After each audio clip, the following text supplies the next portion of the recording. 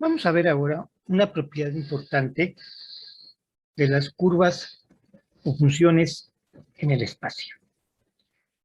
Vimos una propiedad interesante que es la curvatura. Ahora vamos a ver una que le vamos a denominar torsión.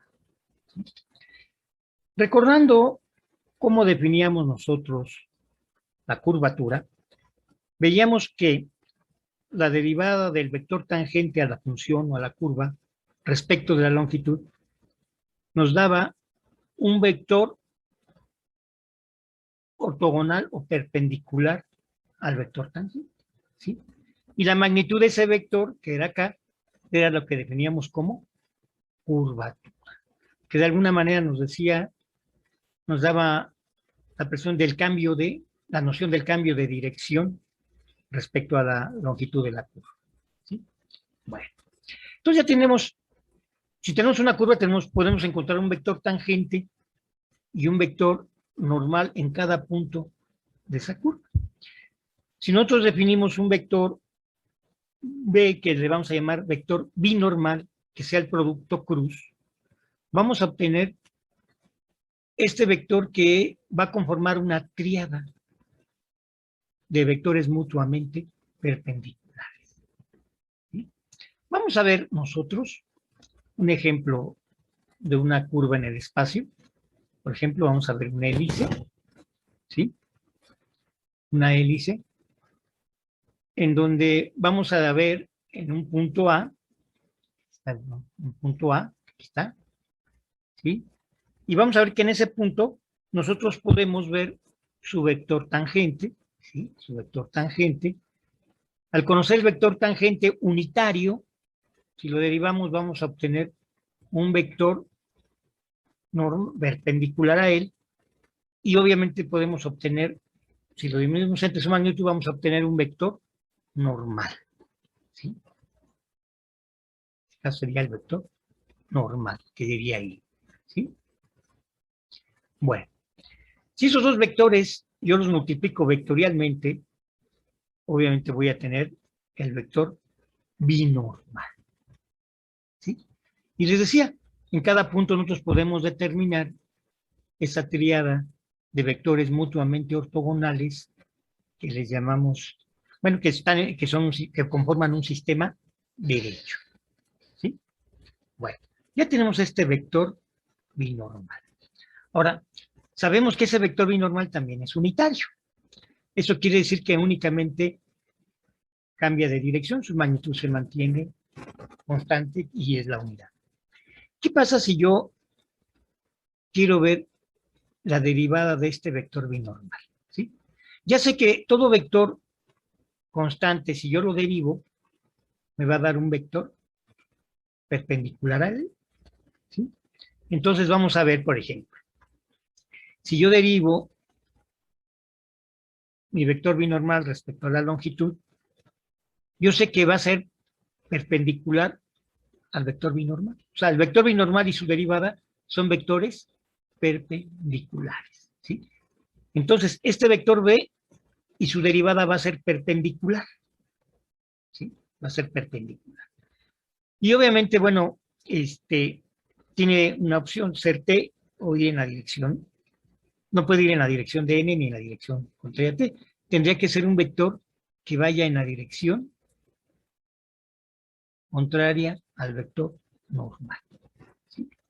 Entonces, por eso ponemos menos n, o sea, su dirección sería en dirección contraria al vector normal, y obviamente tendría una magnitud que le vamos a llamar a la constante tau. Bueno, no necesariamente sería una constante.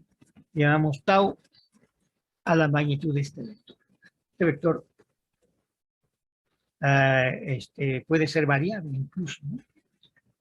O sea, la derivada, lo único que sabemos es que la derivada de ese vector y el vector mismo son perpendiculares.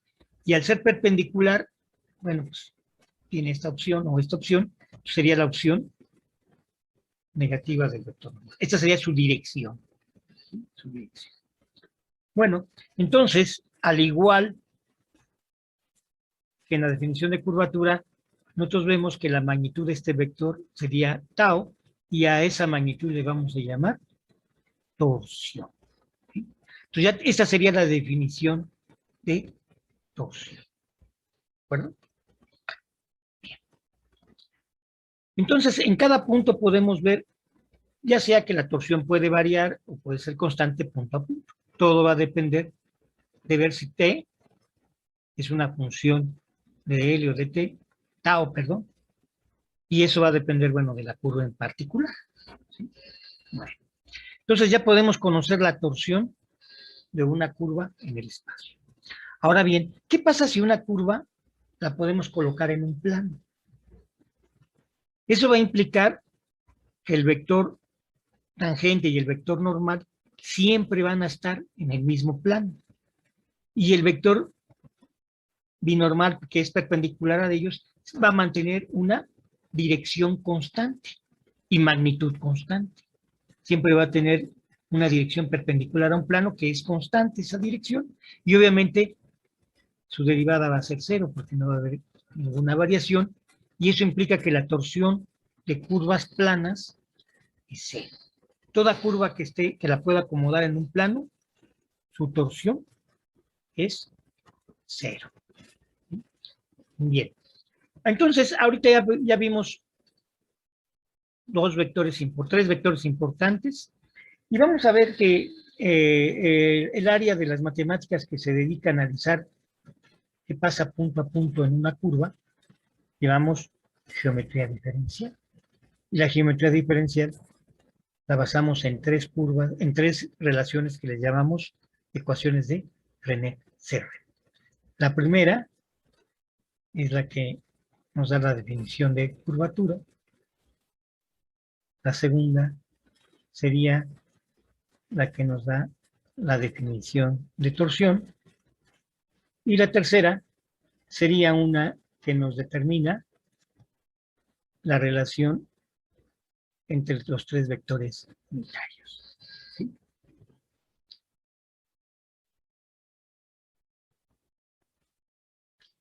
Veamos ahora un ejemplo de cómo encontrar la torsión de una curva, que es la gráfica del rango de una función vectorial de variable real. Bien. La definición para encontrar la torsión sería esta, donde nosotros encontramos la magnitud de este vector, sabemos que es tau, y esa nos da la torsión. Obviamente nos lleva a la complicación de derivar al vector binormal respecto de L. Y normalmente una función vectorial de variable real nos la dan en términos del parámetro t. Entonces, aquí lo que vamos a dar es una relación en la cual pueda yo encontrar la torsión en términos de las derivadas de la función, ¿sí? Sin necesidad de derivar respecto a la longitud de la curva. Y bueno, podemos demostrar que es una relación de ese tipo. Tiene la ventaja de que, bueno, pues la función siempre nos la dan en términos de t, no en términos de L, entonces podemos encontrar las derivadas muy fácil. Y esta sería la expresión que usaremos siempre para encontrar la torsión de curvas en el espacio. Bien, veamos un ejemplo.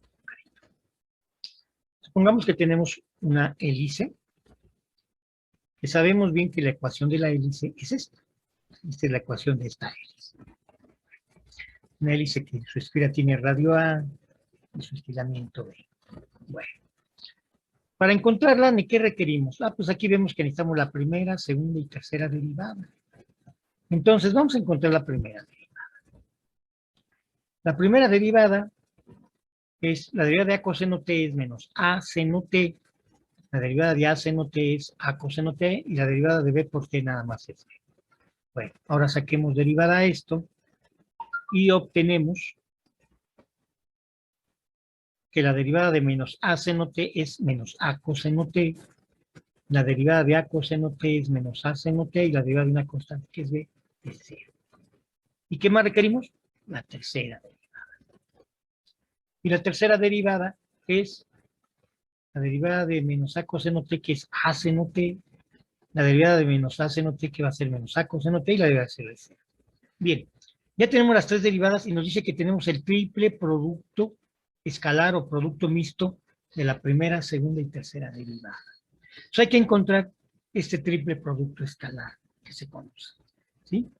Bueno, entonces el triple producto escalar es buscar el determinante donde estas son las filas del determinante. ¿Sí? Y acá lo tenemos. ¿Sí? Tenemos, aquí está la primera derivada, la segunda derivada, la tercera derivada, y si hacemos el determinante vemos que la primera entrada se hace 0, la segunda entrada se hace 0, y la tercera entrada, esta sí es menos, pero nos da más, A cuadrada coseno cuadrado B, ¿sí? A cuadrada B coseno B. Ahí está. Bien. Ahora, vamos con los productos hacia arriba, que se les cambia de signo, este se hace 0, este es A cuadrada, seno cuadrado B, es negativo, pero como va hacia arriba, lo hacemos, se hace positivo y tenemos esto.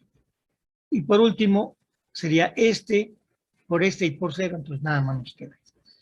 En esta expresión observamos que podemos factorizar A cuadrada B, que va a multiplicar a coseno cuadrado de T más seno cuadrado de T, que es la unidad, y entonces el resultado final es A cuadrada B. ¿Sí? Entonces, el resultado de este triple producto escalar de las derivadas de la primera, segunda y tercera derivada de la función vectorial de variable real es A cuadrada por B. ¿Qué más requerimos? El producto vectorial de la primera con la segunda derivada, su magnitud elevada al cuadrado. ¿Sí? Entonces vamos a hacer. ¿Sí? Aquí tengo el producto cruz, aquí tengo IJK, esa es la primera derivada, aquí es cruz, la segunda derivada, y si yo hago, bueno, vamos a ver. Vamos a ver primero en I. La primera entrada en I se hace 0, la segunda sería menos A por B, pero como va hacia arriba, sería positivo, entonces sería A, B, seno de T. ¿Sí? Ahora vamos con la entrada J. La entrada J sería, primero hacia abajo sería menos AB coseno de T, que aquí está.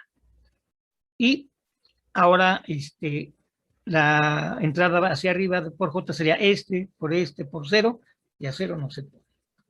Ahora vámonos con K. Es por este y por K. Menos por menos da más, A cuadrada, seno cuadrado de T. ¿Sí? Y hacia arriba sería A por A cuadrada, como es hacia arriba se cambia de signo, entonces sería positivo y sería A cuadrada coseno cuadrado. ¿Sí? Aquí podemos factorizar el A cuadrada que multiplica a coseno cuadrado de T más seno cuadrado de T, que es la unidad, y ese término se nos haría, todo ese término sería A cuadrada. ¿De acuerdo? Ese término sería A cuadrada. Entonces, ya lo tenemos. Ahora bien, lo que requerimos es su magnitud. ¿Sí? Lo que requerimos es la magnitud. O sea, la magnitud sería este término al cuadrado más este término al cuadrado, y este ya sabemos que es A cuadrada. Entonces nos quedaría A cuadrada, B cuadrada, seno cuadrado de T, A cuadrada, B cuadrada, o seno cuadrado de T, A cuadrada al cuadrado es A cuadrada. ¿Sí? Esa sería la magnitud del producto. ¿Sí? Aquí podemos ver que A cuadrada y B cuadrada los podemos sacar como factor común, y va a multiplicar a seno cuadrado de T más coseno cuadrado de T, que es la unidad, y entonces nos quedaría A cuadrada más A cuadrada, B cuadrada más A cuarta, lo cual puede hacer que yo desfactorice la cuadrada y nada más me va a quedar A cuadrada que multiplica a A cuadrada más B cuadrada. Saco el A cuadrada del radical y este sería el resultado. Bueno, entonces ya puedo encontrar la torsión para esta función. Vean, el triple producto escalar es igual, el triple producto escalar es igual a A cuadrada B, ¿sí? Este producto escalar es A cuadrada B. Y el producto cruz de la derivada con la segunda derivada es A por la raíz cuadrada de A cuadrada más B cuadrada en valor absoluto, magnitud elevado al cuadrado. Entonces veo que este cuadrado, ese cuadrado está, con esta cuadrada se elimina y arriba nada más nos va a quedar B. Y este cuadrado con el radical, con este factor que tiene el radical, se anula y nos queda exclusivamente este. Entonces vemos que la torsión para una función de hélice es constante. Vemos que la torsión no depende de t, sino es una constante. Va a haber otras funciones en donde justamente la torsión va a depender de t y va a variar punto a punto. En este caso, la torsión para una hélice es constante. Demos valores concretos. Supongamos que